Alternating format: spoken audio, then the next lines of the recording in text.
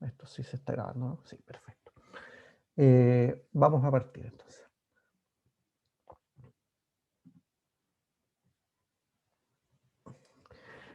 Entonces, durante este curso, ustedes han aprendido con otros profesores otros aspectos que son importantes para permitir la edición celular, y es los mecanismos como se ubica el contenido, y en eso lo vieron en una primera etapa, posiblemente con Elías Utrera, la parte de replicación, luego lo vieron a ver conmigo, después vieron con Tulio y con Alejandro cómo procede la mitosis, y en la clase de hoy vamos a ver cómo se coordina la maquinaria que se requiere para estos dos procesos, que es una parte de la regulación del ciclo celular que, que es bien interesante y que además es bueno que la estudiemos ahora, una vez que ya hemos aprendido la transducción de señales, que en el fondo es un poco como se entronca esta última parte del curso de biología celular, en donde hemos visto una serie de elementos o hemos revisitado algunos conceptos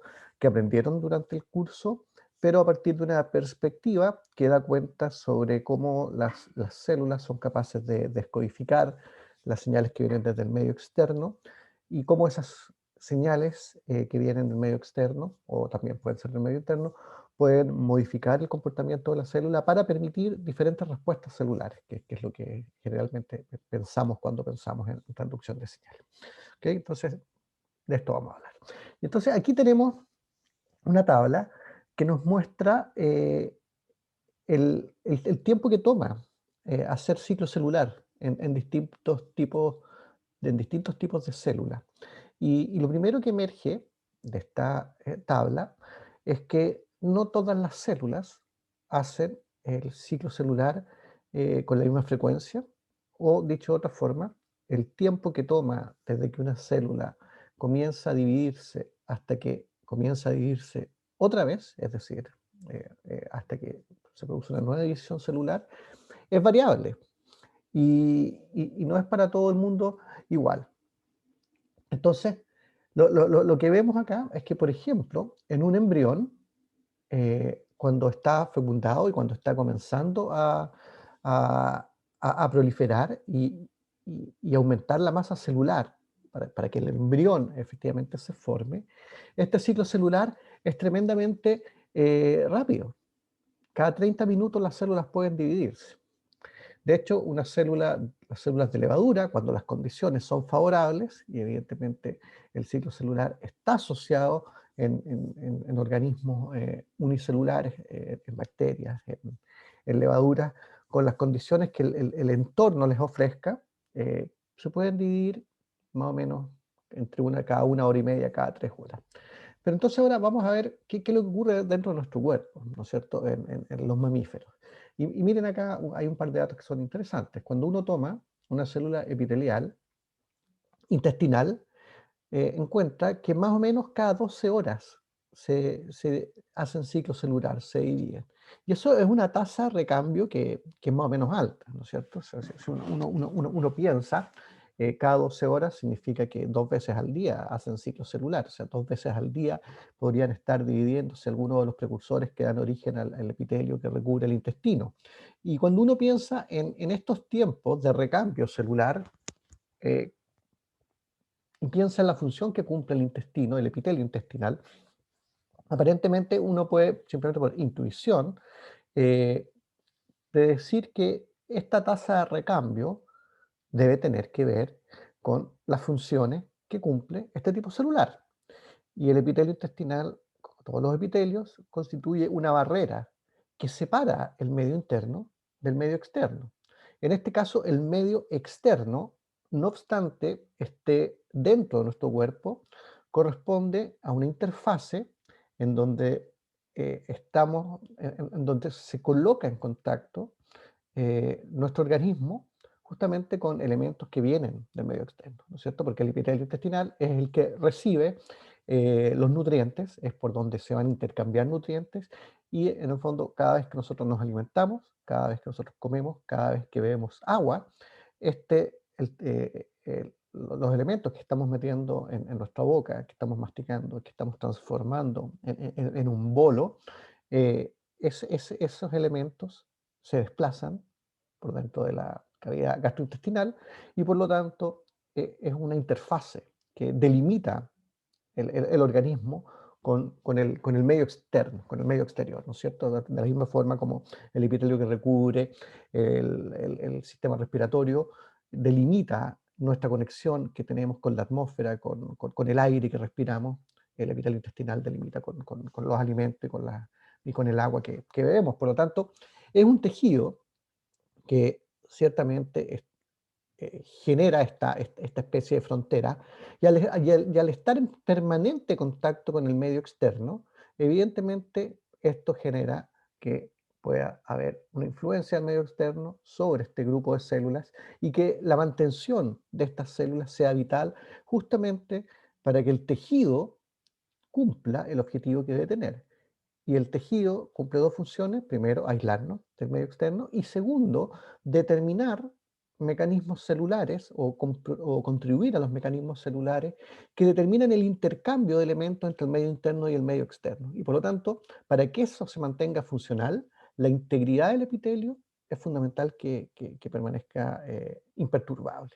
Y por lo tanto, la evolución, una buena forma de asegurarse que eso ocurra, es sencillamente recambiando con una frecuencia bastante alta las células que componen el epitelio. Quiere decir que hay un recambio permanente de estas células, y este recambio evidentemente tiene que ver con esta interacción con el medio externo, que hace que simplemente por la propia interacción, por la naturaleza de la interacción, algunas de estas células puedan volverse disfuncionales y tengan que rápidamente ser cambiadas. De hecho, la tasa que tiene de recambio una de estas células, que asumimos que tiene dentro de un tejido, es más o menos parecido, está más o menos en la escala, vamos a decir, temporal, de la tasa de recambio o del tiempo que toma que se vuelva a duplicar o a dividir una célula cuando la aislamos y la sacamos y la ponemos en una placa de cultivo. Esto es el tiempo que toma en dividirse un fibroblasto de mamífero en cultivo celular. Eso es algo que podemos hacer con cierta facilidad. Se hace en muchos laboratorios del mundo, incluido el mío, y por lo tanto, si tomamos una célula y la colocamos en una placa de cultivo, esa célula se va a poder dividir, la vamos a poner mantener viva, y nosotros simplemente contando o estimando el número de células que ponemos en un momento y después yendo a ver cómo la placa se va llenando de células, y con la velocidad que se va llenando la placa de célula podemos estimar el tiempo de duplicación. Podemos hacer otros experimentos que son un poquito más sofisticados para calcular lo mismo, pero uno puede más o menos ir viendo esto ex vivo. Interesantemente, otros tipos celulares que son distintos al epitelio intestinal, tienen tasas de recambio que son distintas también. Y aquí tenemos el caso de los hepatocitos. Los hepatocitos más o menos tienen un tiempo de recambio de ciclo celular que es aproximadamente de un año. Quiere decir que una célula, un hepatocito, entre que hace una división celular y la siguiente división celular, transcurre un año. Es una célula que tiene un ciclo celular que es tremendamente extenso. Y hay otros casos más extremos, como por ejemplo las neuronas. Las neuronas asumimos que esencialmente tienen la misma edad que tenemos cada uno de nosotros, porque son células de tipo posmitótico. Se parece un poco parecido también a lo que ocurre con los cardiomiocitos, las células que determinan la función cardíaca. Por lo tanto, tenemos ahí distintos tipos celulares, poseen distintos ciclos. Por lo tanto, la pregunta es: ¿cómo se regula esto? Y sí se regula. Son dos preguntas, ¿no? Y la segunda pregunta, la respuesta es un rotundo sí. Existe un mecanismo de regulación que está dado por este sistema de control de ciclo celular, que es un sistema que se parece a una especie de reloj y que corresponde a la presencia de distintos puntos de control respecto de cómo está la célula y cómo están las condiciones en donde esa célula está, para permitir que avance el ciclo celular o para permitir que ocurra una transición entre una fase del ciclo celular y la fase siguiente. Entonces tenemos un mecanismo de regulación o un mecanismo de control de ciclo celular entre la interfaz entre G1S, tenemos otra entre G2M y tenemos otra hacia el final de la mitosis. Y en cada una de estos mecanismos, en estos sitios de regulación o de control del ciclo celular, esencialmente la célula se hace una pregunta que es retórica, porque la célula no piensa, y es si, o la célula recapitula y puede chequear si es que todas las condiciones necesarias para transitar desde una fase del ciclo a la otra se han cumplido.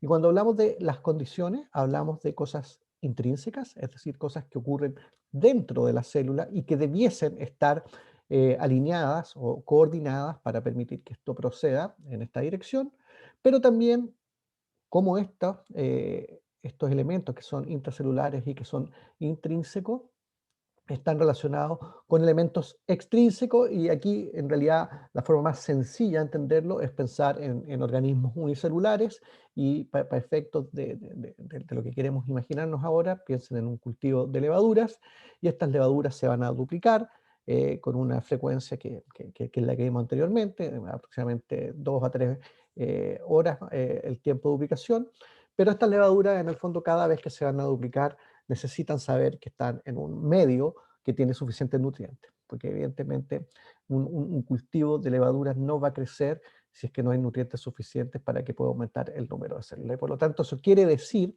que en escala celular, un organismo unicelular, también los sistemas de regulación o de control del ciclo no solamente dan cuenta de el estadio que la célula tiene en aquel momento, sino además cómo este estadio se relaciona con los elementos que uno puede encontrar fuera fuera de la célula. Entonces aquí tenemos una diapositiva que nos muestra cómo la célula tiene que hacer, o cuando hace el checkpoint, cuando hace estos mecanismos de control, cuáles son las preguntas que se hacen. Y las preguntas generalmente tienen que ver, en primer lugar, con ver si es que hay daño al DNA. Nosotros vimos durante los mecanismos de replicación que la DNA polimerasa comete errores, pero también vimos que durante los mecanismos de replicación, cuando la DNA polimerasa comete errores, puede detener el ciclo celular, puede, se, se puede corregir esos errores porque tienen una actividad de proofreading y una vez que se corrigen esos errores, la replicación puede proseguir. Por lo tanto, eso quiere decir que simplemente el poder transmitir un DNA libre de mutaciones a la célula o a la siguiente generación es un mecanismo que es tremendamente robusto y que está muy imbricado dentro del comportamiento de las células, ¿no es cierto? Y aquí tenemos diferentes sitios durante el ciclo celular donde vamos a tener que verificar que efectivamente esto esté ocurriendo de forma adecuada. Entonces, si hay una replicación que sea incompleta o si hay daño al DNA, y vamos a ver un ejemplo un poquito más adelante de qué tipo de daño podría ser, esto va a inducir que este ciclo celular en estas células pueda detenerse para intentar recuperar la función o el problema que la célula tiene y si no se puede buscar una salida alternativa que vamos a comentar más adelante también, cuál podría ser. Y aquí tenemos también dos elementos. Voy a ir al chat, me parece que hay una pregunta. La pregunta de Silvia es si las neuronas se regeneran. Silvia, la respuesta más sencilla o más directa a esa pregunta, eh, déjame, ahora sí, es que sí, pero, a ver, lo voy a decir de la siguiente forma.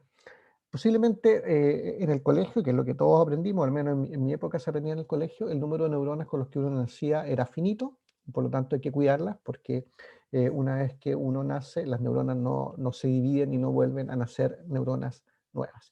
Lo que sabemos ahora, y particularmente este es un campo que explotó a comienzo del año del 2000, es decir, en el año 2000 más o menos, cuando comenzó este siglo, es que efectivamente hay neurogénesis en el cerebro de los mamíferos, hay neurogénesis en los humanos, y de hecho hay neurogénesis en dos nichos neurogénicos o dos zonas del cerebro que están súper bien identificadas. Una es la zona subventricular, que está en el techo de los ventrículos laterales, cerca de la corteza cerebral, y la otra es el giro dentado, que es una parte del hipocampo, que es la parte del cerebro que está relacionada con memoria y aprendizaje. Sabemos que esa neurogénesis existe en los humanos, y sabemos que incluso octogenarios pueden tener neurogénesis en sus cerebros, es decir, aparentemente hay nacimiento de nuevas neuronas, incluso en personas a los 80 años. Sin embargo, lo que también sabemos es que de momento esta neurogénesis parece ser bastante modesta, no hay una neurogénesis masiva, no se observan en los distintos estudios que se han hecho, ya sea en modelos animales, como en algunos estudios que se hacen con muestras post-mortem de sujetos humanos, que la división celular en los precursores o en el cerebro que puede dar origen a nuevas neuronas sea un evento que sea muy masivo.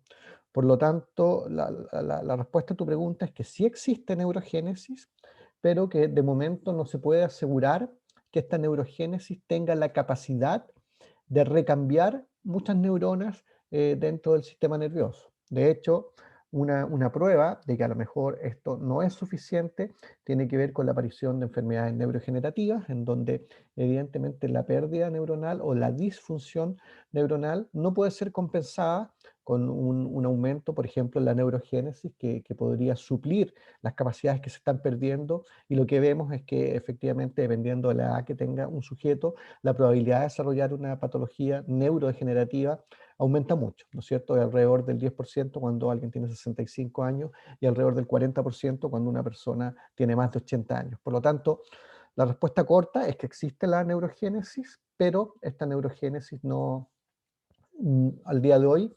no se ha demostrado o no se cree que pueda producir un número muy grande de neuronas que permitan mantener de forma tremendamente estable las capacidades del sistema nervioso o del cerebro a lo largo del tiempo.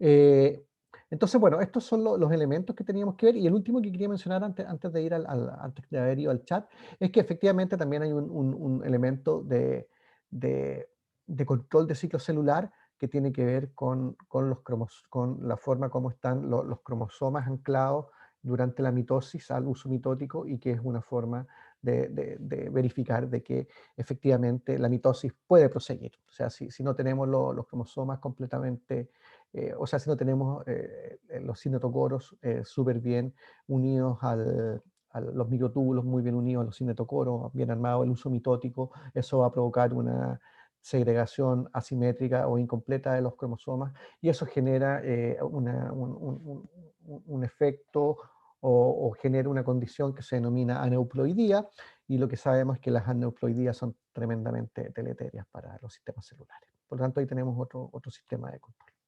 Entonces vamos a tratar de entender un poquito cómo se regula eso.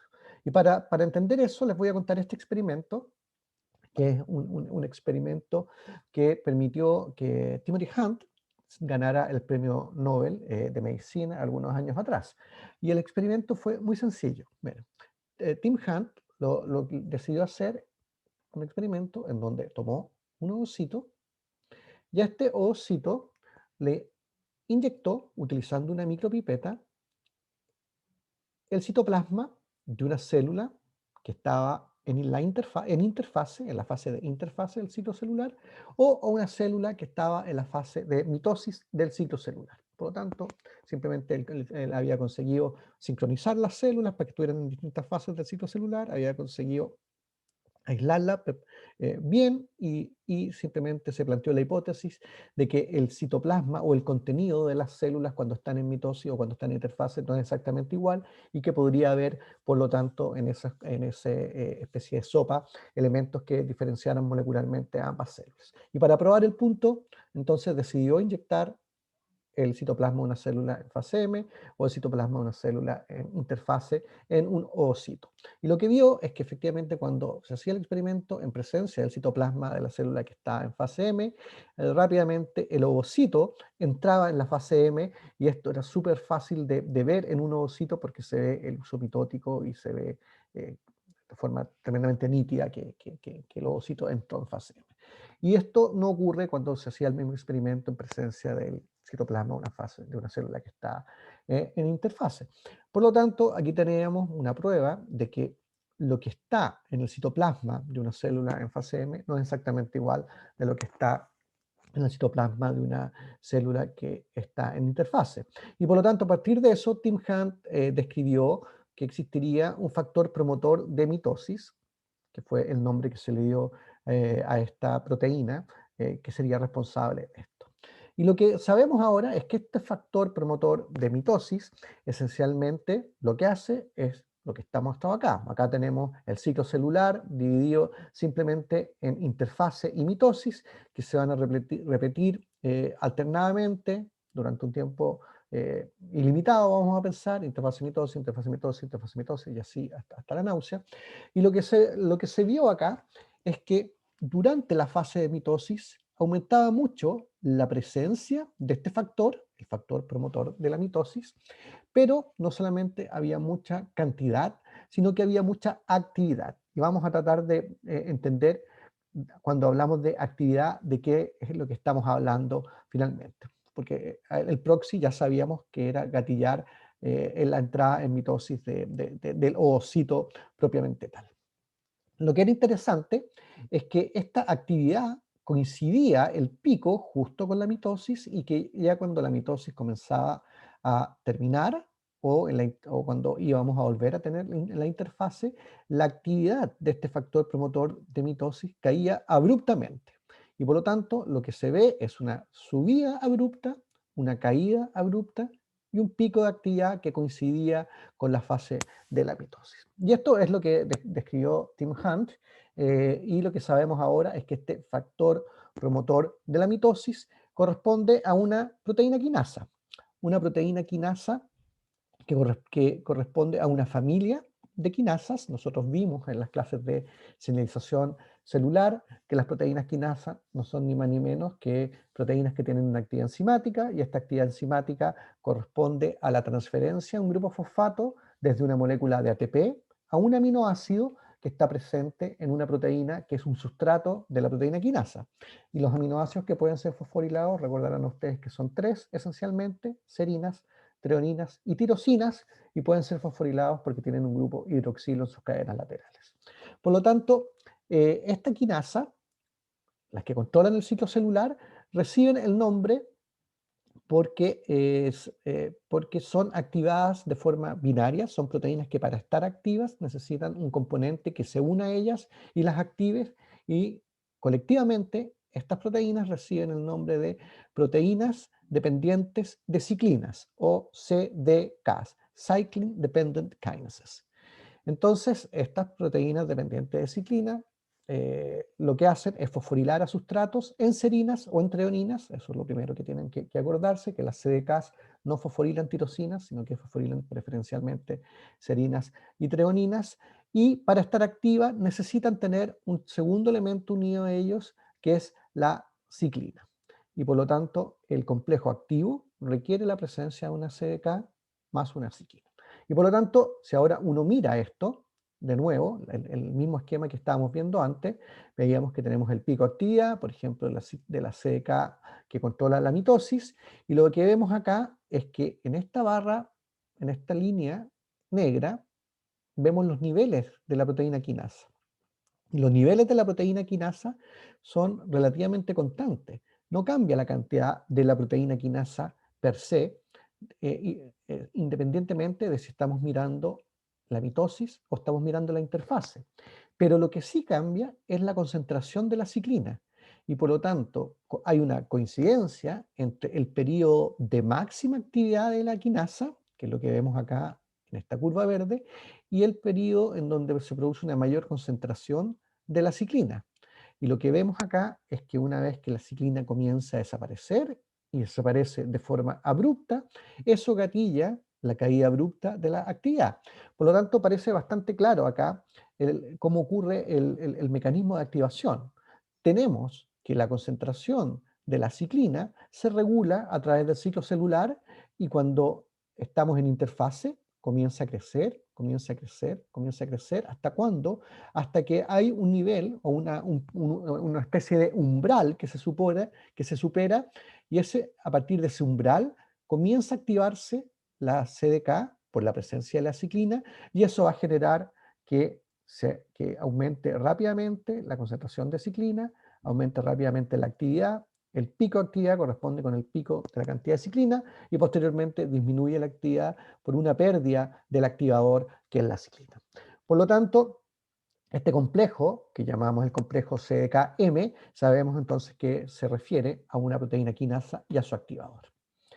Entonces, eso significa que tenemos diferentes complejos de CDKs que van a operar en distintos estadios del ciclo celular. Aquí tenemos la MCDK, que corresponde a la primera que se descubrió, y por lo tanto en la nomenclatura nueva se denomina la CDK1, y esta CDK1 se activa por la ciclina B, que es la ciclina que específicamente va a activar esta quinasa. Luego tenemos la siguiente que se descubrió es la que controlaba la transición a la fase S, que se denominó la CDK2.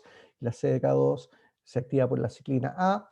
Luego en la transición G1S también opera la CDK2, pero en lugar de unirse a la ciclina A, se une a la ciclina E. Y luego en la fase G1 hay dos proteínas que se denominan CDK4 y CDK6, que se van a unir a la ciclina D, que no solamente una, sino que es una familia de ellas que se conocen para la ciclina D. Entonces, el nombre original, bueno, el nombre original, esto un poquito de historia, el nombre original que tenía la CDK1, que es la MCK-SS2, por si lo ven por ahí en los papers. ¿Cómo ocurre esta activación entonces? Vamos a detenernos un poquito en esto. Tenemos acá la CDK, la CDKM, la CDK1, si ustedes quieren, y tenemos la ciclina. Entonces, lo primero que tiene que ocurrir es que la ciclina se una al complejo, pero la simple unión de la ciclina a la proteína quinasa no genera la versión activa de este complejo, porque aquí tenemos al complejo CDK, ciclina, unido, pero sigue estando inactivo. Entonces, ¿qué debe ocurrir para que el complejo esté activo? Tienen que ocurrir dos fosforilaciones y una desfosforilación, que es un mecanismo que nosotros describimos hace dos clases atrás, que puede controlar o puede cambiar la actividad de ciertas proteínas dentro de la célula.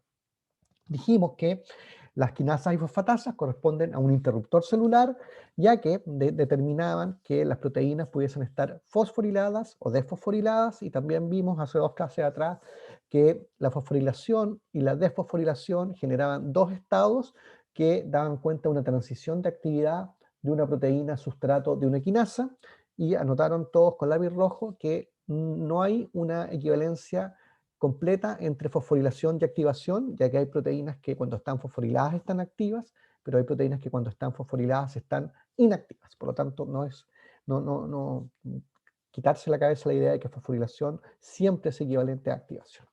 Y vamos a ver entonces acá que tenemos dos proteínas quinasas. Una quinasa que va a activar efectivamente una de las dos outcomes que estamos refiriendo actualmente, y que esta quinasa activadora va a fosforilar un sitio de la CDK que va a estar involucrado en su activación. Mientras que va a haber una segunda proteína quinasa, que es una proteína quinasa que vamos a llamar inhibitoria, y que va a fosforilar a la CDK en otro sitio distinto, pero que va a ser un sitio que va a favorecer la inhibición del complejo. Por lo tanto, en estas condiciones, ahora este complejo se diferencia de este otro complejo en que en este complejo la CDK está fosforilada en dos sitios. Está fosforilada aquí y está fosforilada acá. Significa que está fosforilada, que tiene dos grupos fosfato en aminoácidos que tienen un grupo hidroxilo en su cadena lateral. Sin embargo, tenemos un grupo activador, un grupo inhibitorio, y esto quiere decir que el complejo propiamente tal sigue estando inactivo, no obstante lo tengamos fosforilado. Y por lo tanto, el último paso en la activación requiere que venga una proteína fosfatasa, que lo que va a hacer es remover el grupo fosfato que está en el sitio inhibitorio.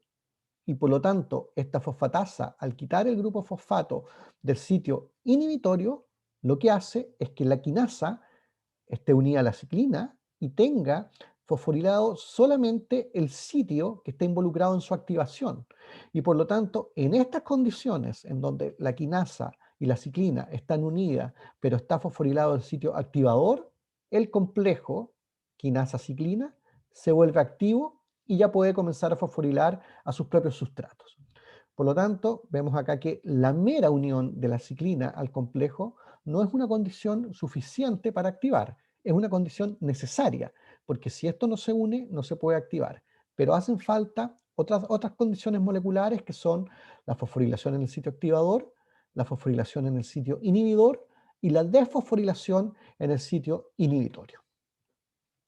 ¿Y cuál es la gracia de este mecanismo? Es que este mecanismo genera un sistema de regulación que también vimos en la clase de señalización, que son los sistemas de retroalimentación, que pueden ser positivas o negativas. Y aquí tenemos un ejemplo muy bonito de retroalimentación positiva. ¿Por qué? Porque una vez que este complejo se vuelve activo, una vez que el complejo CDK ciclina está activo, porque tiene la fosforilación del sitio activador y la ciclina está unida a la quinasa, una de las proteínas que este complejo puede fosforilar es la propia proteína fosfatasa, que es responsable de la desfosforilación del sitio inhibitorio. Por lo tanto, esta proteína fosforila esta, y ahora esta que está fosforilada, es decir, la fosfatasa que está inactiva cuando no está fosforilada, al volverse fosforilada se activa. Mientras más activa esté la fosfatasa, más rápido se va a desfosforilar el sitio inhibitorio del complejo y por lo tanto más moléculas de CDK activa vamos a tener. Y en el fondo eso nos explica por qué ocurre este cambio abrupto en la actividad que da cuenta del pico máximo de actividad, porque en la medida que yo empiezo a tener pocas unidades del complejo activo, esas unidades de complejo activo lo que van a hacer es rápidamente fosforilar a la fosfatasa y la fosfatasa rápidamente va a desfosforilar una gran cantidad de moléculas de CDK, permitiendo que se genere una cantidad de complejo CDK activo que es tan grande que se produce un pico de la actividad mitótica que corresponde justamente con lo que favorece la mitosis. Ahora bien, pongámosle nombre a las cosas, porque hemos hablado acerca de la quinasa que fosforila el sitio activador y la quinasa que fosforila el sitio inactivador. Aquí Cristóbal me produce que favorece la quinasa inhibitoria. La pregunta de Cristóbal es ¿qué favorece la quinasa inhibitoria? Es cómo se produce la función de la quinasa inhibitoria. Y la quinasa inhibitoria, en el fondo, al igual que la quinasa activadora, son quinasas que se activan simplemente porque es parte del ciclo celular. Una vez que una célula va a iniciar el ciclo celular o que están las condiciones para que el ciclo celular proceda, lo que estamos viendo acá, acuérdense que son los mecanismos de control del ciclo celular, son los mecanismos que se aseguran que hayan transiciones entre una fase y otra, y por lo tanto, esas transiciones que haya en una fase u otra dependen de elementos que vienen, por ejemplo, de los nutrientes o elementos que tienen que ver con la historia de la célula, y por lo tanto, no hay una cosa que favorece el ciclo celular, no es una sola cosa. Lo que tienes que pensar, Cristóbal, acá es que la célula cada cierto tiempo va a ser un ciclo celular. Cuando toca que ese ciclo celular proceda o se genere una transición entre una fase u otra, lo único que hace la célula es que ahí hay un reloj que está contando.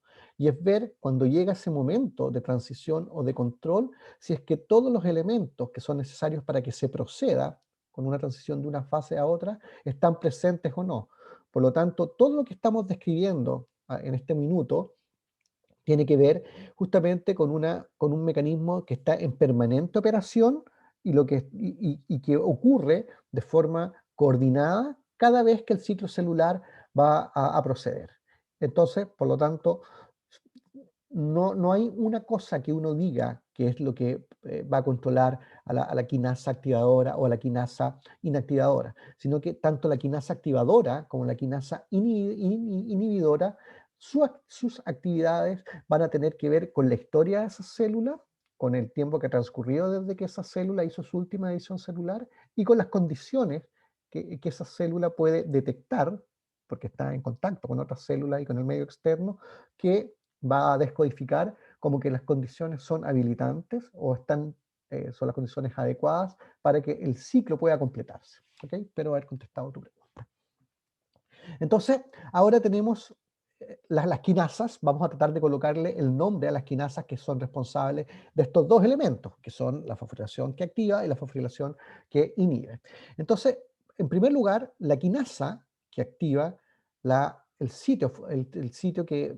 quinasa que fosforila, perdón, el sitio activador, se denomina CDK Activating Kinase o proteína quinasa activadora de la CDK. El nombre es muy sencillo de recordar, CAC, C-A-K, CDK Activating Kinase, esta que está aquí arriba. El cartoon no es muy feliz porque el que sale aquí arriba, pero la que está aquí arriba es la que fosforila aquí abajo. Ustedes ahora cuando lo estudian se acuerdan que la de arriba fosforila abajo y la que está abajo es la que fosforila arriba, ¿ok? Porque esta es la activadora y el sitio activador es el que está acá. Esta es la inhibitoria y el sitio inhibitorio es el que está acá. Entonces la que inhibe se denomina Wi1 y por lo tanto CAC y Wi son dos de las quinasas que están involucradas en la fosforilación que estamos viendo acá. Y la fosfatasa, que desfosforila el sitio inhibitorio, se llama CDC25. Y aquí entonces vemos que CAC, Wi y CDC25 van a ser responsables que tengamos la actividad de este complejo, y la actividad de este complejo, a través de un mecanismo de retroalimentación positiva, va a favorecer que se active la fosfatasa de modo de tener más subunidades del complejo activo. Adicionalmente, este complejo activo va a poder fosforilar e inhibir a Wi de modo de no solamente favorecer la actividad por la desfosforilación de este sitio, sino además favorecer la actividad porque esta quinasa, una vez que el complejo se activa, va a ser menos eficiente fosforilando el sitio inhibitorio y por lo tanto vamos a tener una mucha mayor cantidad de moléculas con el sitio activo fosforilado. ¿Qué es lo que ocurre con esta fosforilación finalmente y por qué cuando tenemos esta situación en donde tenemos un solo sitio fosforilado, el complejo está activo? Es lo que se observa acá. Aquí tenemos la proteína quinasa, aquí tenemos la ciclina y en la proteína quinasa existe esta región de la proteína que se denomina el loop T y este loop T cambia su conformación tridimensional cuando está fosforilado en el sitio activador. Quiere decir que esta estructura que está proyectada de alguna forma en el espacio tridimensional en una conformación cuando está desfosforilada, cuando cambia su fosforilación, este loop se mueve, se desplaza. Y el desplazamiento de este loop lo que hace es que ahora este complejo va a poder reconocer a sus sustratos, la actividad quinasa que está presente en él va a entrar en contacto con los sustratos y va a poder producir la transferencia del grupo fosfato desde el ATP al aminoácido serina o treonina que está presente en la proteína sustrato de esta quinasa. Y por lo tanto, lo que ocurre acá finalmente es algo que ustedes han estudiado hasta el cansancio a lo largo de este curso, y es que los cambios conformacionales que ocurren en las proteínas, es decir, cambios en la estructura tridimensional de las proteínas, determinan la aparición o la pérdida de interacciones con otros elementos que pueden ser traducidos en cambios funcionales. En este caso, el cambio tridimensional favorece la actividad enzimática de la enzima, favorece el reconocimiento de sus sustratos y finalmente termina favoreciendo que los sustratos puedan recibir un grupo fosfato proveniente del ATP, que es lo que la proteína quinasa sabe hacer. La proteína quinasa más el sustrato más ATP, terminamos con una proteína fosforilada, con la proteína quinasa y con ADP. ¿Okay? Esa es la reacción química que se está favoreciendo. Por lo tanto, esto simplemente para que lo vuelvan a estudiar y esto es el elemento que se controla. Ahora bien, lo que vimos acá es que una vez que cuando esto va a terminar, se produce una caída abrupta de la actividad del complejo enzimático, de la CDK, que coincide con una caída de la concentración de la ciclina, que es el elemento activador que se une al complejo que está pintado acá en verde. Y la explicación para que eso ocurra es que se produce una degradación de la ciclina a través del sistema ubiquitin-proteasoma, que ustedes también vieron durante este curso, que es un mecanismo de regulación de la cantidad de proteína. Y por lo tanto, el proteasoma degrada la ciclina, y al degradar la ciclina, el complejo se vuelve inactivo. ¿Hasta cuándo? Hasta que empieza a sintetizarse nueva ciclina, empieza a acumularse nueva ciclina y se inicia una vez más el ciclo, que es un poco lo que vemos acá, ¿no es cierto? La transición de aquí a acá hace que se degrade la ciclina, la transición de aquí a acá hace que se degrade la ciclina, por lo tanto, cuando queremos que esto vuelva a ocurrir, durante toda esta parte de la interfase que transcurre antes de que se gatille la fase M del ciclo celular, tenemos que empezar a acumular la ciclina M para que la ciclina M pueda unirse al complejo y se gatille el primer paso en la activación, que ya sabemos que es condición eh, eh, necesaria, pero no suficiente. Y por lo tanto tenemos distintos complejos que van a controlar la transición de distintos pasos dentro del ciclo celular. Y acá tenemos otro ejemplo que es muy bonito, que es el de la CDK-S, o la CDK que está involucrada en la entrada fase S, que es lo que vemos acá. Lo que vemos voy a ir al chat, que parece que hay preguntas.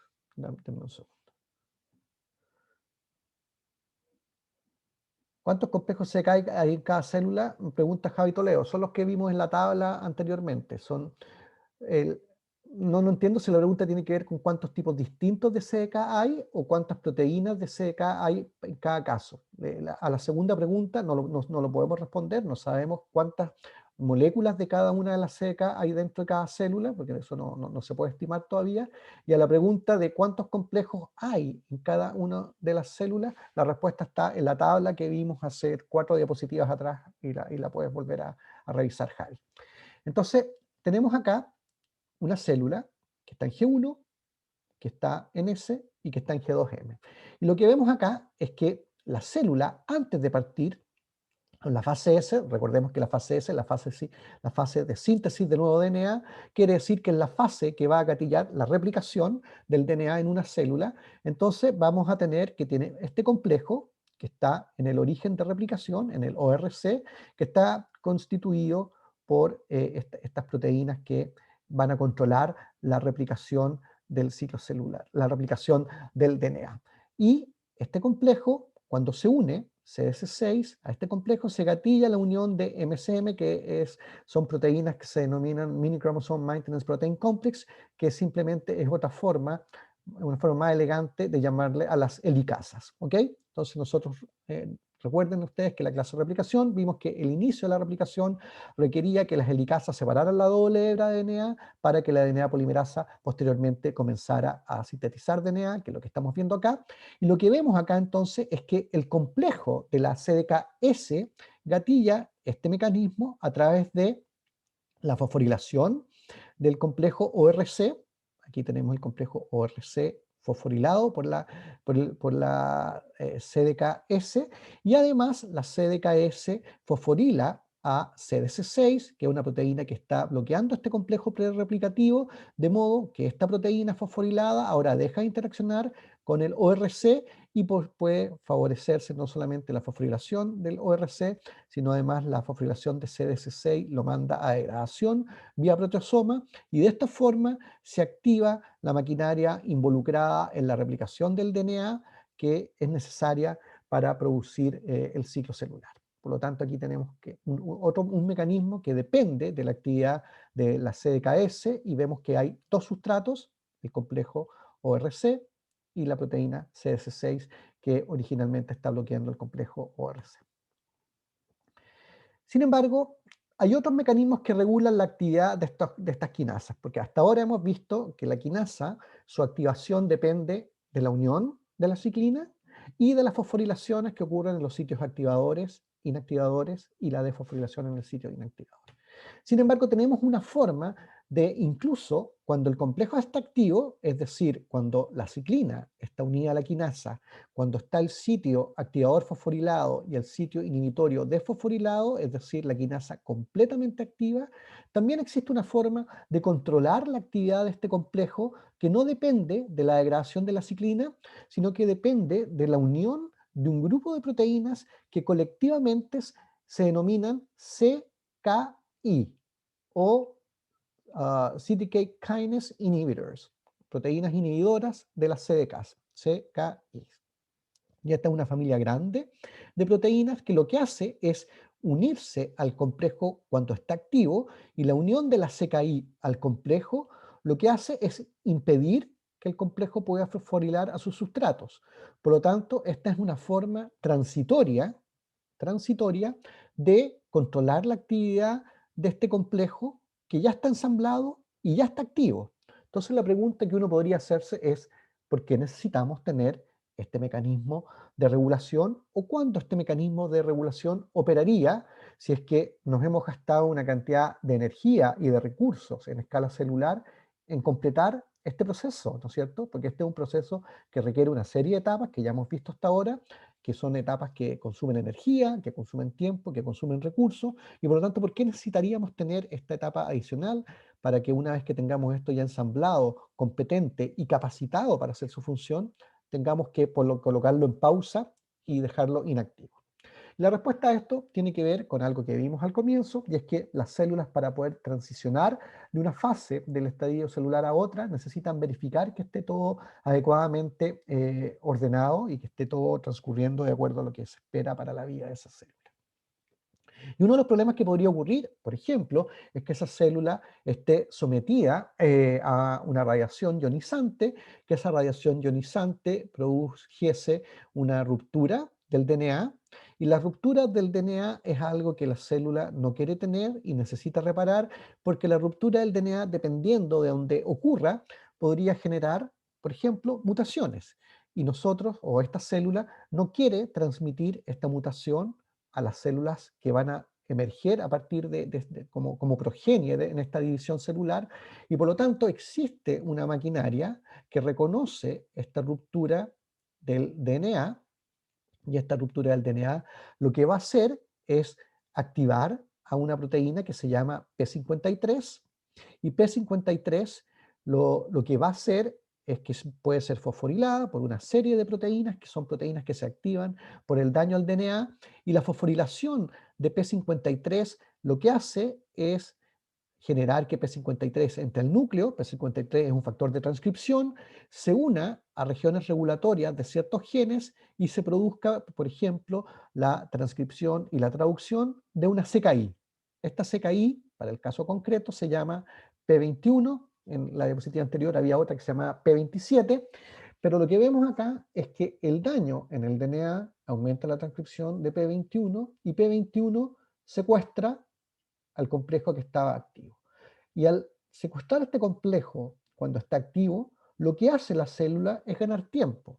¿Ganar tiempo para qué? Para que este DNA se repare. Entonces, generamos un complejo que está activo, pero inactivo por el secuestro, por la unión de CKI al complejo CK. Damos tiempo para que la maquinaria del DNA pueda repararlo. Cuando se repara este daño, una vez que el daño desaparece, al desaparecer el daño, lo que hacemos es que P53 vuelve a generar un complejo con esta proteína que se llama MDM2, y la unión de MDM2 con P53 hace que P53 se degrade vía proteasomal. Quiere decir que cuando no hay daño, no hay P53. Cuando hay daño, P53 se enriquece, porque al fosforilarse no puede ser enviado al protosoma por MDM2 y genera esta transcripción. Cuando el daño se repara, P53 vuelve a degradarse, y si P53 vuelve a degradarse, P53 no puede ir al núcleo, y como no puede ir al núcleo, no puede activar la traducción y la transcripción de P21, y por lo tanto esta proteína ahora va a poder ser degradada por el protosoma y se va a liberar, y el complejo vuelve a estar activo. Por lo tanto, lo que vemos acá es que este mecanismo que concertadamente permite reparar el DNA, nos va a permitir colocar en pausa el ciclo celular, pero nos va a permitir después, a través de la degradación vía protosoma de elementos claves, como por ejemplo P53 y la propia CKI, retomar el ciclo celular para permitir que se complete lo que antes había quedado en pausa. Y eso es un poco lo que se ve acá. Entonces tenemos que la CKI se degradan vía protosoma a partir de un complejo que se llama el complejo de SCF. SCF esencialmente es una ubiquitina ligasa que lo que va a hacer es colocar grupos ubiquitina sobre CKI, dependiendo de una quinasa. SCF va a favorecer la fosforilación de CKI y la posterior ubiquitinación, y por lo tanto esto se va a ir al proteosoma.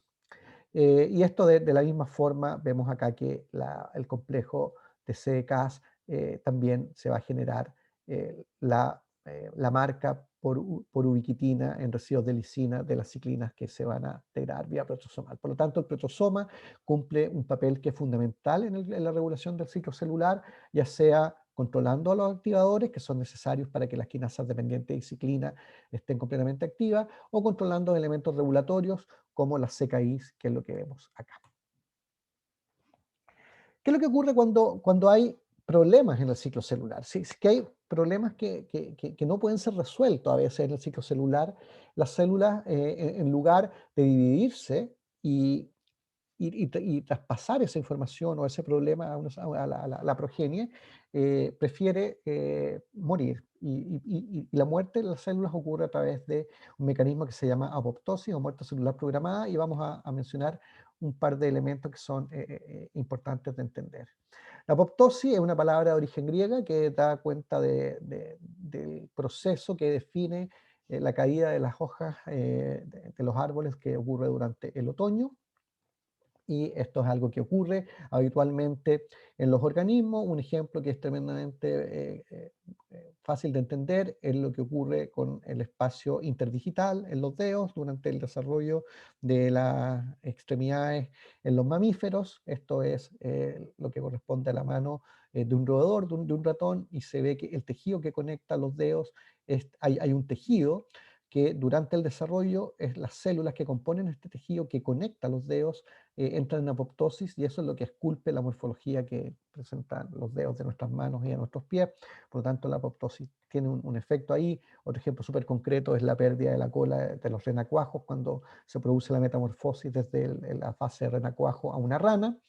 Y la gracia que tiene la apoptosis es que es un mecanismo de muerte controlada, regulada, y que por lo tanto, al ser controlada y regulada, requiere ATP. Es decir, es una muerte que es un proceso activo y que es diferente de otros tipos de muerte como la necrosis.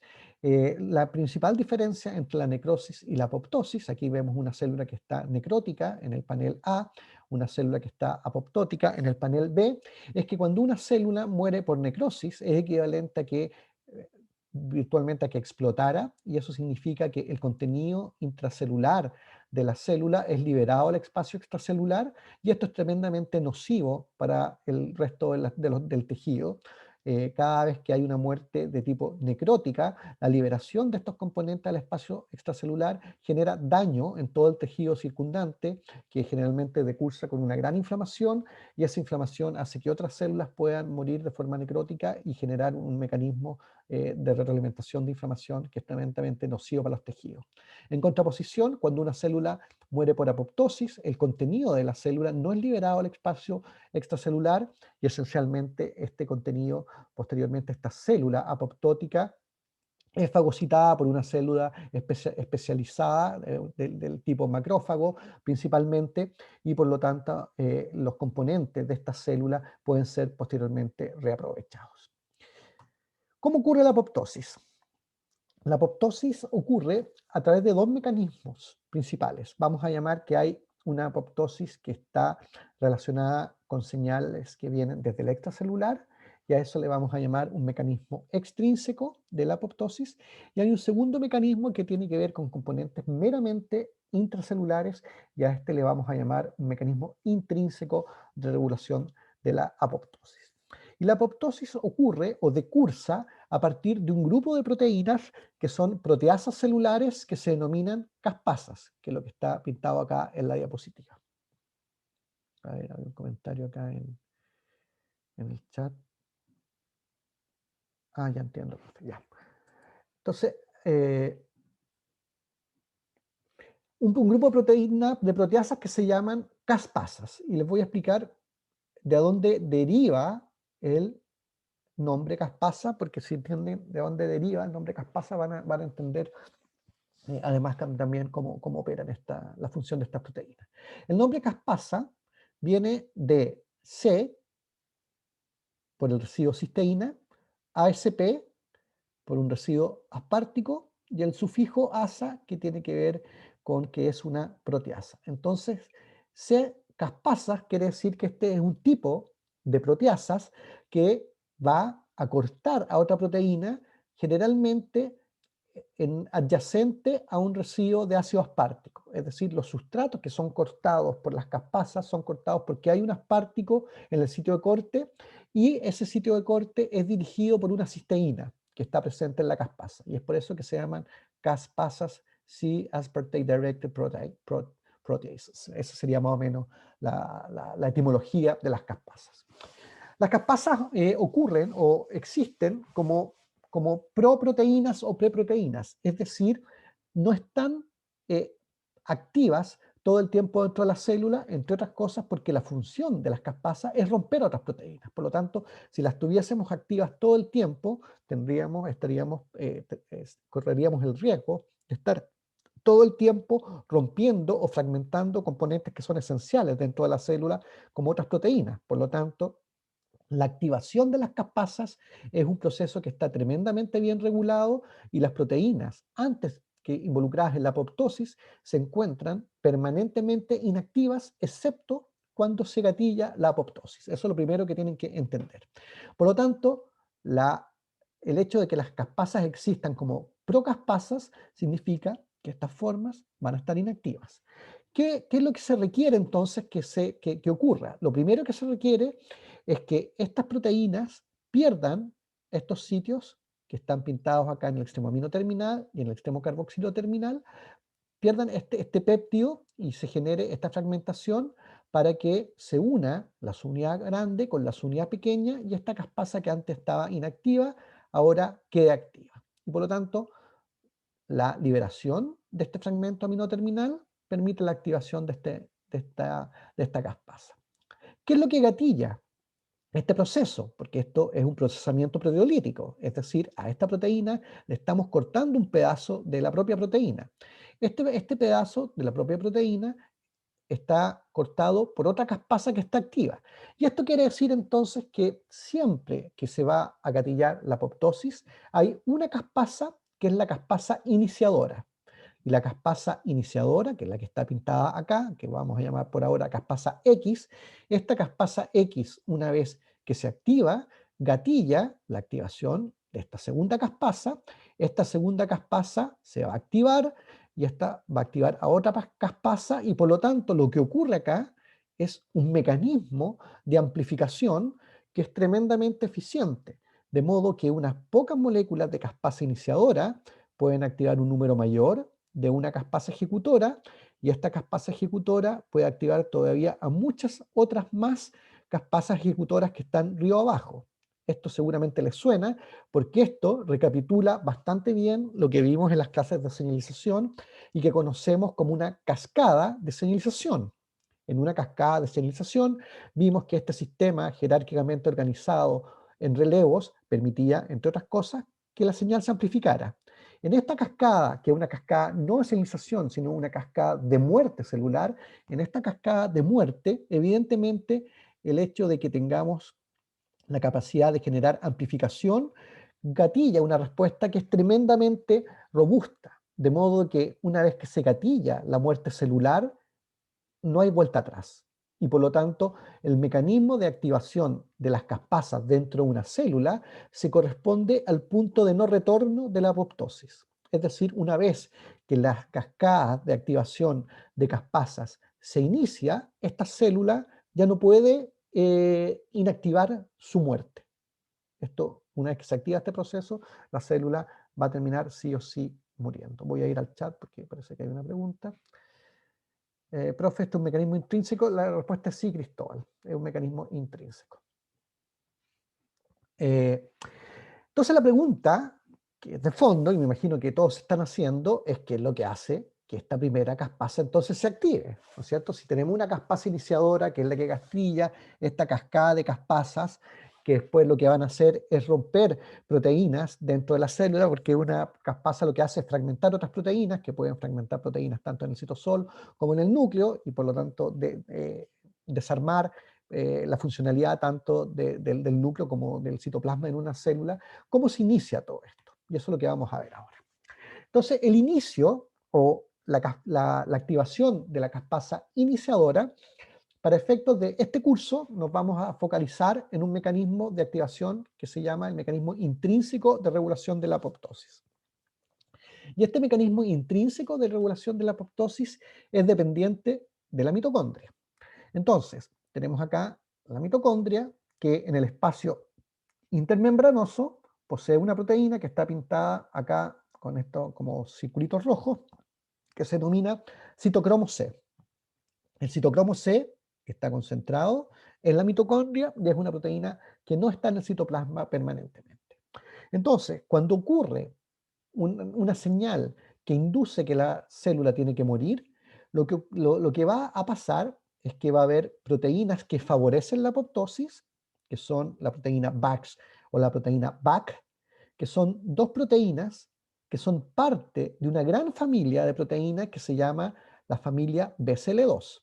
Entonces, lo primero que tienen que aprender es que la familia BCL2 es una familia de reguladores de la apoptosis. Es una familia de proteínas que tiene distintos miembros y cuya función principal es controlar la apoptosis. Entonces, dentro de esta familia de BCL2, que son controladores de la apoptosis, existen estas proteínas que son miembros, que son BAX y BAC. Entonces, BAX y BAC lo que hacen es insertarse en la membrana de la mitocondria, y al insertarse en la membrana de la mitocondria generan poros o canales por donde puede ser excluido o extruido el citocromo C. Por lo tanto, en una célula que va a realizar apoptosis, BAX o BAC se insertan en la mitocondria, eso permite la salida del citocromo C, y el citocromo C es reconocido por una proteína adaptadora que va a generar este complejo que se llama el complejo APAF, que es el complejo activador de la apoptosis. Y este complejo lo que va a hacer es gatillar la activación de la caspasa iniciadora. Por lo tanto, la primera caspasa que se activa en esta secuencia de eventos que vimos en la diapositiva anterior, que es la que vamos a llamar la caspasa iniciadora, esta caspasa iniciadora, su actividad es dependiente de la liberación de citocromo C desde la mitocondria, la unión del citocromo C a una proteína adaptadora y la formación de este complejo que se llama el complejo APAF. Eh, pero, simplemente para que se entienda bien que la apoptosis es un fenómeno que es complejo, BCL2 es una familia que es muy grande y como en todas las familias tiene elementos que son buenos y elementos que son malos.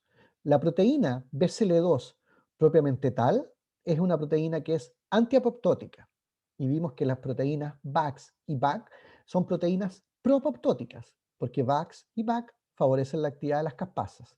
En contraposición, BCL2 lo que hace es bloquear la muerte celular programada, bloquea la apoptosis y por lo tanto es un factor que favorece la sobrevida de las células.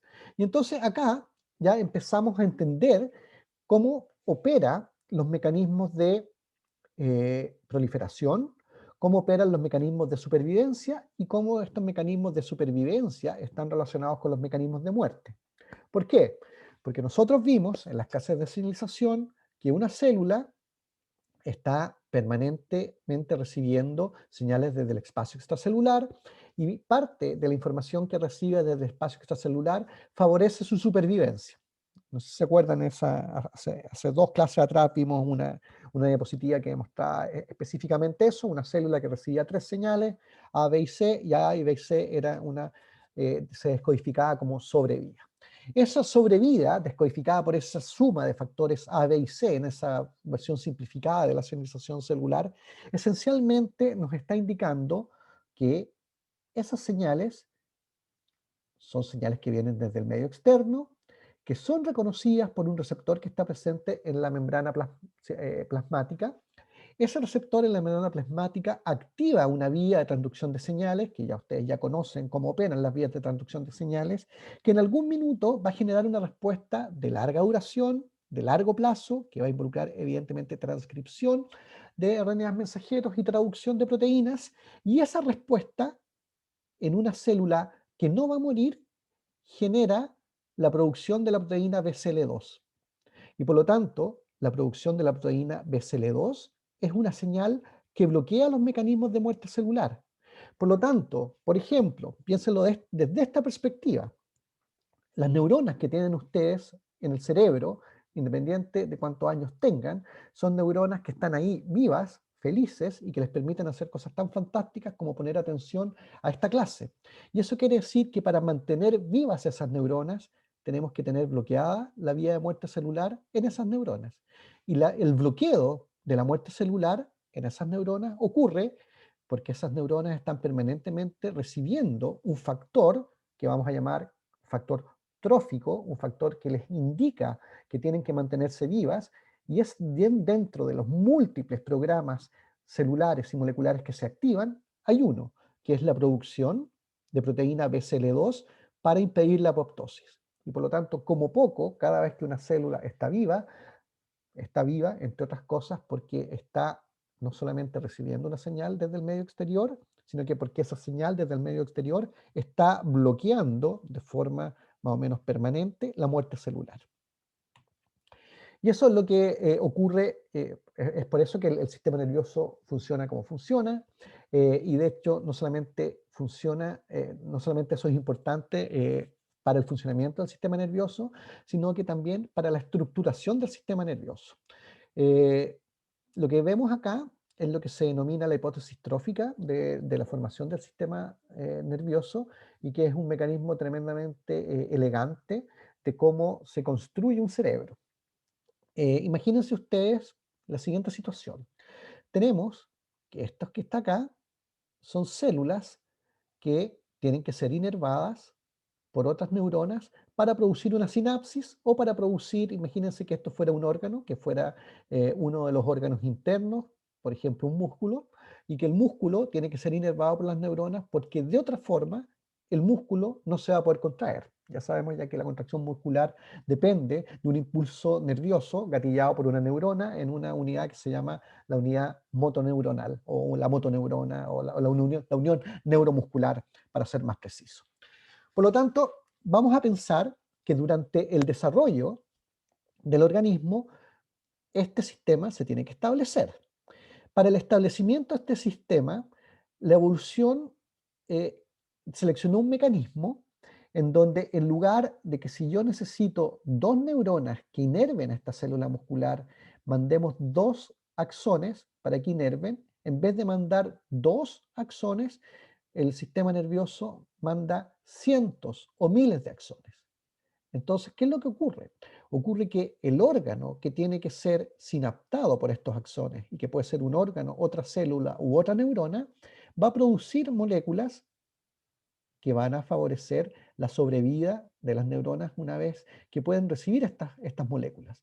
Por lo tanto, estos axones empiezan a crecer, muchos axones empiezan a crecer desde este territorio hasta este otro territorio, y cuando empiezan a llegar acá, los primeros axones que llegan son los que van a ver la pequeña cantidad de moléculas que está produciendo este tejido blanco, y por lo tanto van a sobrevivir. La producción limitada de estos mediadores de supervivencia por el órgano blanco, lo que hace es que un número pequeño de axones o de neuronas que proyectaron desde este sitio a este sitio puedan generar el contacto sináptico con el órgano, y todo el resto de las neuronas que no pudieron generar un contacto sináptico con el órgano o con otra neurona van a morir por apoptosis. Entre otras cosas, porque si no tengo esto, no tengo esto, y la apoptosis se activa. Por lo tanto, esta es una súper buena forma, si yo necesito 2 axones, mando 2000, de asegurarme que va a haber 2. La evolución seleccionó un mecanismo en donde no importa perder muchas neuronas en el camino, si es que nos vamos a asegurar que las neuronas que tienen que estar en contacto para favorecer el funcionamiento de este territorio puedan llegar ahí a tiempo y puedan permanecer ahí posteriormente. Y esto es un mecanismo que tiene que ver con regulación de apoptosis y ocurre durante el desarrollo del sistema nervioso, que muchas neuronas se pierden, muchas neuronas degeneran y mueren por apoptosis, pero una vez que nos hemos asegurado que las pocas neuronas que consiguieron llegar a los sitios con sus axones que tienen que establecer contactos sinápticos, ya han establecido estos contactos. Vamos a ir terminando ya con regulación de número y tamaño celular. Y aquí hay 3 términos que ustedes van a comenzar a ver a partir de ahora que se utilizan indistintamente y que es bueno poder entenderlo. El primero son los mitógenos. Nosotros vimos en la clase pasada que un compuesto que estimula la mitosis es un mitógeno, por lo tanto es una molécula que estimula la división celular. Un segundo concepto que es importante son los factores de crecimiento, que son moléculas que son producidas por las propias células y que estimulan el crecimiento celular, por eso se llaman factores de crecimiento. Y cuando hablamos del crecimiento celular, eh, es un comportamiento que es dual, que es bimodal, porque efectivamente aumenta el contenido de las células, pero ustedes saben que el aumento del contenido de las células, el aumento en macromoléculas, en DNA, en proteínas, en organelos, es una condición previa a la división celular. Las células aumentan el contenido de macromoléculas dentro de ellas porque se están preparando para una división celular posterior. Por lo tanto, un factor de crecimiento también está involucrado en cierta forma en la división celular. Y un mitógeno también es un factor de crecimiento, porque el mitógeno al inducir el ciclo celular va a estar induciendo la fase de síntesis de componentes, la fase de duplicación de DNA, la fase de estimulación de síntesis proteica, de aumento de organelos, que es una condición necesaria para que las células no terminen desapareciendo, ¿no es cierto? Porque una célula luego genera 2 células que son más o menos iguales en términos, en tamaño, en contenido, y eso ocurre n veces, y si no existiera este aumento de las macromoléculas previo a la división celular, las células que se generarían en cada sucesiva división celular serían progresivamente más pequeñas y terminarían desapareciendo. Por lo tanto, mitógeno y factores de crecimiento son 2 formas más o menos de referirse a los mismos componentes, que esencialmente son proteínas que se secretan y proteínas que al ser secretadas deben ser recibidas por receptores que están en la membrana plasmática y que van a activar señalización celular, que es compleja. Señalización celular que ya sabemos, viene en 2 sabores, puede ser una respuesta rápida, que ya modifica los componentes que están preensamblados, las proteínas que ya existen dentro de la célula, o una respuesta que vamos a llamar lenta, que va a requerir el paso de elementos desde el citoplasma al núcleo, particularmente vías de señalización que van a activar la modificación de factores de transcripción, que posteriormente van a regular la síntesis de RNA mensajero a partir de regiones regulatorias que existen en los promotores de esos genes y que van a generar finalmente mayor síntesis de proteína de algunos elementos que son indispensables. Un factor de supervivencia, por lo tanto, de nuevo, es otra forma de referirse a los mismos factores de crecimiento, que es lo que vimos acá. Este factor de supervivencia no es ni más ni menos que un factor de crecimiento, que lo que hace es favorecer o inhibir, favorecer la supervivencia al inhibir la apoptosis. ¿Okay?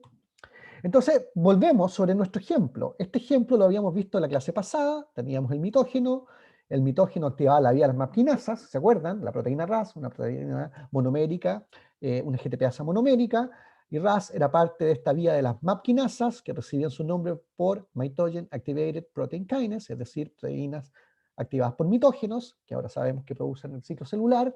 Uno de estos productos era el gen MYC, la proteína MYC, y la proteína MYC, al unirse a regiones regulatorias en distintos genes, iba a favorecer, entre otras cosas, la entrada a la fase S a través de la síntesis de E2F, la síntesis de SCF que si se recuerdan ahora, SCF lo vimos anteriormente, porque es una proteína que va a estar involucrada en la degradación de una CKI.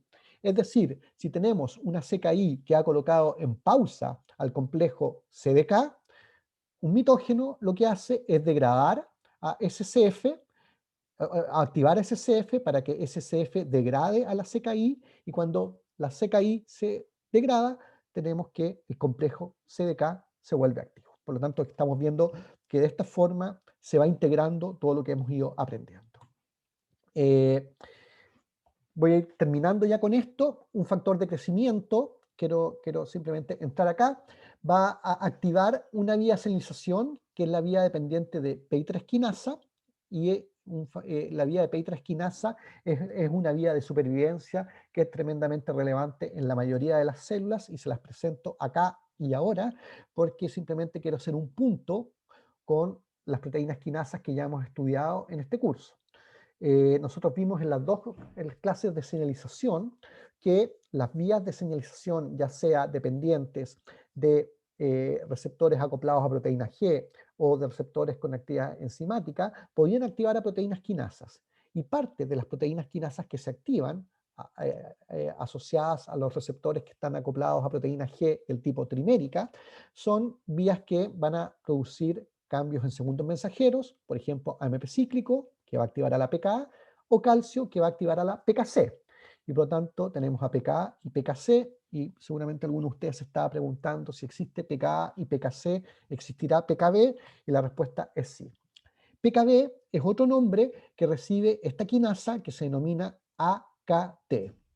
Y esta quinasa es tremendamente relevante porque está involucrada en la supervivencia de una célula, porque siendo de esta forma un regulador negativo de la apoptosis. Y aquí tenemos un ejemplo que simplemente nos muestra que cada vez que una célula recibe una señal de supervivencia, lo que está haciendo es bloquear la apoptosis. Esto ya lo habíamos visto acá, miren.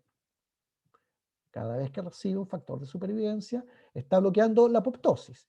Pero esto, que aquí parecía que era una especie de caja negra, en donde llega esto y aparece esto, en realidad es un poquito más complejo, como ustedes podrán imaginar, y se desarrolla un poquito acá.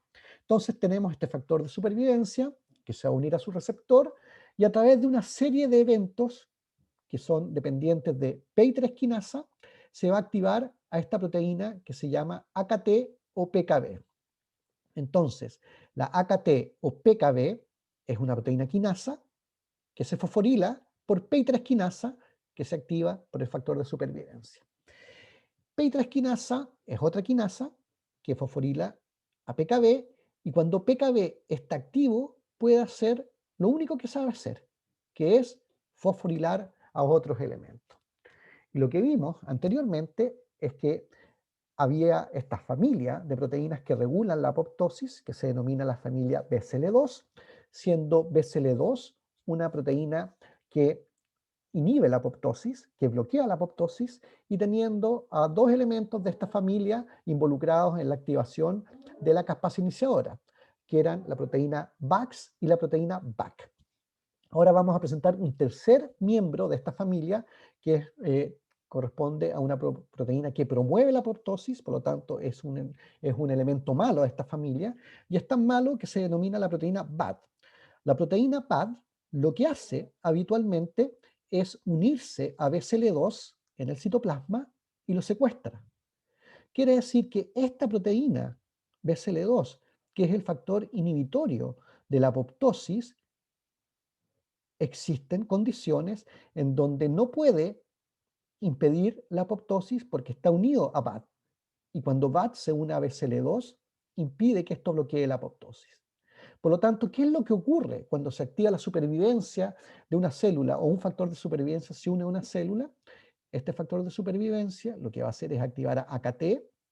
AKT va a fosforilar a BAT, y ahora la fosforilación que produce AKT en BAT impide que BAT pueda unir a BCL2. Y de esta forma, BCL2 queda libre, y BCL2 va a hacer esto que habíamos visto acá: inhibir la muerte celular programada, inhibir la apoptosis. Por lo tanto, piénsenlo de la siguiente forma. Si ustedes pueden poner atención a esta clase el día de hoy, Es porque dentro del cerebro las neuronas están produciendo factores neurotróficos. Esos factores neurotróficos están activando un receptor que está presente en sus neuronas. Ese receptor presente en sus neuronas está activando a P3 quinasa, está activando a AKT-PKB, y al activar a AKT y PKB, ese factor de supervivencia o ese factor trófico hace que en nuestras neuronas permanentemente tengamos inhibido a BAT. Y si tenemos permanentemente inhibido a BAT, tenemos permanentemente activo a BCL2 y bloqueamos la apoptosis. Por lo tanto, simplemente manteniendo un suministro de factores de supervivencia que dura toda la vida de un individuo, 52 años en mi caso, mis neuronas pueden permanecer durante 52 años vivas porque van a tener la maquinaria involucrada en la muerte celular programada inhibida. Es decir, estamos permanentemente bloqueando la apoptosis y esto quiere decir que impedir la muerte celular programada es un proceso que es activo, es tremendamente activo. Y eso quiere decir que requiere energía. Y por lo tanto, evidentemente, eh, necesitamos mantener energía y es por eso que el cerebro, entre otros órganos, es un órgano que no solamente consume el 20% del oxígeno que respiramos, sino que es un órgano que tiene una alta demanda energética, entre otras cosas porque necesitamos mantener activamente un suministro ATP que nos permita hacer todas estas cosas fantásticas que hemos descrito hasta ahora. Resumen, chicos. Lo que hemos visto el día de hoy es que hemos tratado de explicar cómo se acopla las señales que vienen desde el espacio extracelular a la regulación de elementos que ya vimos en las primeras clases de señalización, que van a tener que ver con controlar, por ejemplo, aumentar la síntesis de proteína para producir el crecimiento celular, inhibir la degradación de proteína para favorecer el crecimiento celular. Si favorecemos el crecimiento celular, estamos favoreciendo la concentración de macromoléculas que son necesarias para favorecer la división celular. Este es el ciclo celular con los diferentes puntos de controles que uno puede encontrar asociados a ellos y que esencialmente lo que hacen es poder chequear si es que existen condiciones que sean favorables desde el punto de vista nutricional, ambiental, radiación ultravioleta, etcétera. Si hay daño, se detiene el ciclo celular, reparamos el daño. Si hay un problema con el anclaje de los cromosomas al uso mitótico, se detiene el ciclo celular y por lo tanto cada uno de estos mecanismos de control del ciclo celular se basa esencialmente en la misma lógica molecular. Tenemos complejos de proteínas quinasas que se activan por ciclinas y estas proteínas quinasas que se activan por ciclinas a través de la degradación mediada por el proteosoma de las propias ciclinas o de otros elementos que controlan su actividad, por ejemplo, la CKI, permiten detener la transición de una fase del ciclo celular a otra fase del ciclo celular y por lo tanto la célula puede estar todo el tiempo chequeando que el estado general de la célula es tal que tenemos que darle para adelante con la división celular. Porque lo que quisiéramos hacer y lo que la evolución ha seleccionado es que cada vez que hacemos un ciclo celular, este ciclo celular ocurre con una copia fidedigna de la célula parental que no introduzca daño y si hay daño, que ese daño se pueda reparar para que ese daño no se traspase a una célula hija, porque en la medida que vamos haciendo esto, de forma sucesiva, los daños se irían acumulando y eso terminaría afectando severamente la función tanto de un tejido, de un órgano, de un organismo. Por lo tanto, con esto estamos llegando al final del curso. Lo que está pintado acá es posiblemente como ustedes se imaginaban una célula antes de empezar este curso, que es más o menos como uno le enseñan una célula en el colegio. Creo que en este curso más o menos aprendimos que una célula se parece un poquito más a esto que a esto, en donde todos los elementos están relacionados entre ellos, hay elementos conectores, por ejemplo el citoesqueleto, que es lo más fantástico que hay dentro de una célula, que permite que los órganos estén posicionados en regiones específicas dentro de una célula, porque el posicionamiento de los órganos favorece la relación funcional entre estos órganos, es decir, si el núcleo, el retículo endoplásmico y el aparato de Golgi presentan una cierta continuidad, no es por azar, sino que es porque las funciones del núcleo, el retículo endoplásmico y el aparato de Golgi son funciones que están acopladas para permitir que la información que está contenida en el núcleo, en esta caja fuerte que guarda las instrucciones, pueda ser traducida en macromoléculas más complejas como las proteínas, que son las que van a ejecutar la función dentro de una célula. Y lo que hemos visto en estas últimas 3 clases del curso se parece más a esto, que es realmente la forma que a mí personalmente me gusta más ver las células, es la forma en la que nosotros estudiamos las células en mi laboratorio. Nosotros estudiamos a las neuronas, más o menos siguiendo este código, en donde más que ver organelos, lo que vemos son moléculas, y tratamos de entender cómo las distintas moléculas establecen una red interconectada de elementos en el citoplasma que están controladas por señales que vienen desde fuera de la célula a través de receptores y que generan cambios tanto en el núcleo, y esos cambios nucleares posteriormente generan una retroalimentación sobre el propio citoplasma.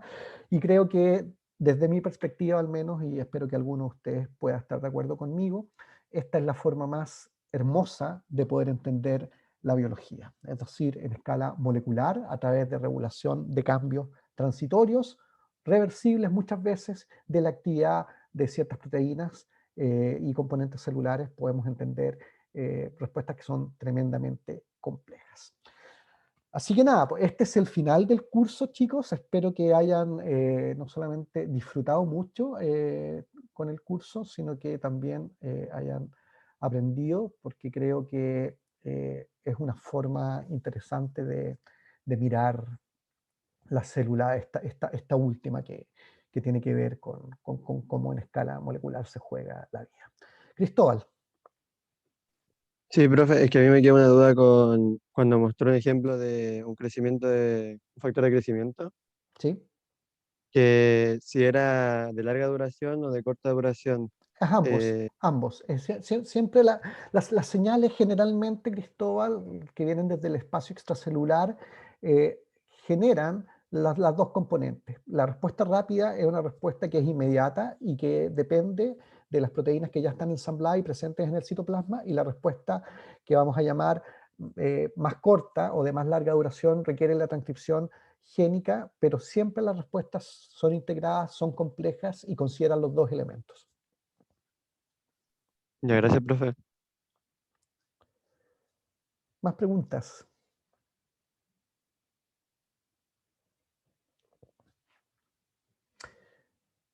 Quiero decirles, antes de irme, que yo entiendo que cuando se enfrentan a este tipo de clases, la transducción de señales es algo que a mucha gente le asusta mucho, porque tienden a pensar que es tremendamente difícil. Y la verdad es que no es difícil, chicos. No se asusten, estudienlo con la mente súper abierta, porque lo que hemos visto en estas clases de señalización y que tiene que ver con la regulación que hemos visto en esta última clase de ciclo celular, de muerte celular, se basa en principios que son tremendamente básicos y principios que ocurren de la misma forma siempre.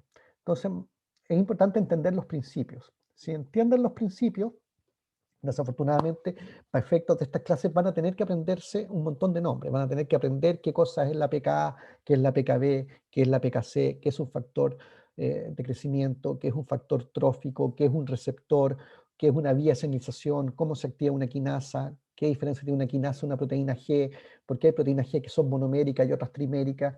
Todo eso se lo van a tener que aprender, van a tener que saber qué cosa es la enilatociclasa, qué es la fosfolipasa C, pero más allá de los nombres, que tampoco son tantos, es un puñado nomás de nombres el que van a tener que aprender, es importante que entiendan los mecanismos, porque cuando entiendan los mecanismos, el propio mecanismo les va a ir indicando y les va a llamar la atención o les va a ayudar a recordar cuál es el nombre de los componentes que están involucrados en cada una de esas vías.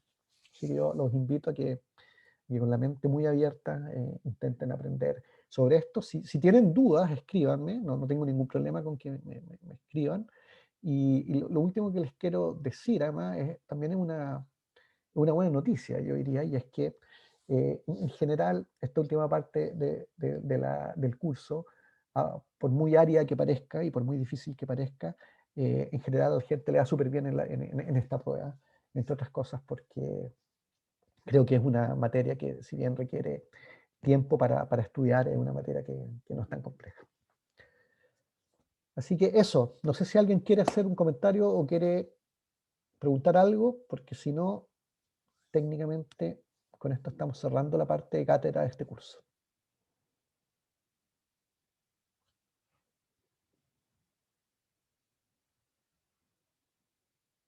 Yo no tengo ninguna pregunta, pero gracias, profe, por las clases. Vale. Fue muy interesante todo. Anaís dice, perfecto, la prueba debemos dominar todos los mecanismos que... Anaís, para efectos de la prueba, todo lo que está en los PowerPoint puede ser preguntado. Esa es la respuesta general del curso y por lo tanto, evidentemente, si quieres poder contestar todo, te tienes que saber todo, porque todo lo que se enseñó se puede preguntar.